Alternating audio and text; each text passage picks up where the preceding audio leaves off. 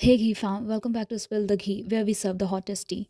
Let's talk about influencer Nakul Dhul and the massive backlash he's currently facing after a statement he made during a YouTube live session. So here's what happened. During one of his YouTube live streams, एक viewer ने confess किया कि वो खुद को average looking feel करता है, insecure है और लड़कियों से बात करने से डर लगता है उसको। नाउ आइडियली यहाँ पे एक रिस्पॉन्सिबल इन्फ्लुएंसर क्या करता? कॉन्फिडेंस बिल्ड करने की एडवाइस देता, कम्युनिकेशन स्किल्स इंप्रूव करने को बोलता, सेल्फ रिस्पेक्ट और सेल्फ ग्रोथ की बात करता। लेकिन एलिजिडली नकुल ने जो सजेस्ट किया वही पूरी कंट्रोवर्सी का सेंटर बन गया। उसने बोला कि अगर डर लगता है तो रात 11 बजे किसी लड़की के पीछे चल के देखो, थोड़ा स्पीड अप करो, मे बी रन करो और ओवरटेक करो क्योंकि अपेरेंटली वो डर जाएगी। Let that sink in. ये डार्क ह्यूमर का लेबल लगा के जस्टिफाई नहीं किया जा सकता। ये डैंक जोक भी नहीं था, क्योंकि जो चीज़ वुमन के लिए डेली फियर है वो किसी और के लिए कॉन्फिडेंस बिल्डिंग एक्सरसाइज का जोक कैसे हो सकती है? And it didn't stop here. He reportedly referred to women as a lower gender and implied that there is no need to fear them. Now, whether he meant it as a satire or sarcasm, लेकिन delivery matters, context matters, audience matters.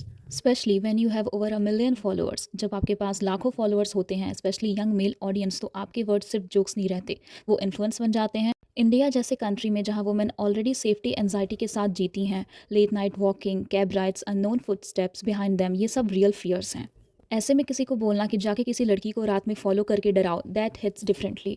जहाँ women already deal with constant safety anxiety, catcalling, stalking, harassment, telling a young male audience that scaring a woman at night is somehow a solution to insecurity, that's not edgy, that's reckless. And the internet reacted exactly how you would expect. The clip went viral, people called him out, women shared how triggering and insensitive that suggestion felt. Creators criticized him, and honestly, the backlash wasn't random outrage. It was a response to something that crossed a line.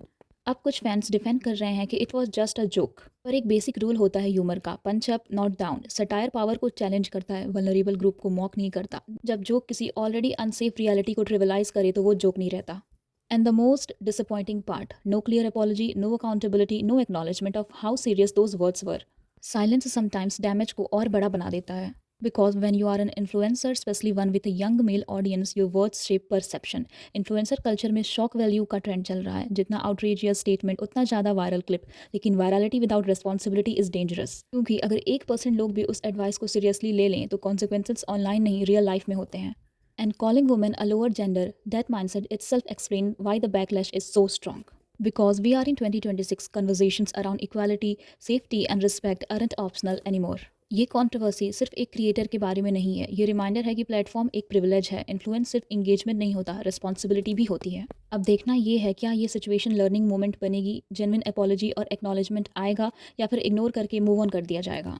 At the end of the day, women का fear content नहीं है, वो reality है और influence maturity demand करता है। सो या that was it for this video. और अगर आपको ये वीडियो अच्छी लगी हो तो hit like, share and subscribe and comment what you think, and I will see you in the next video.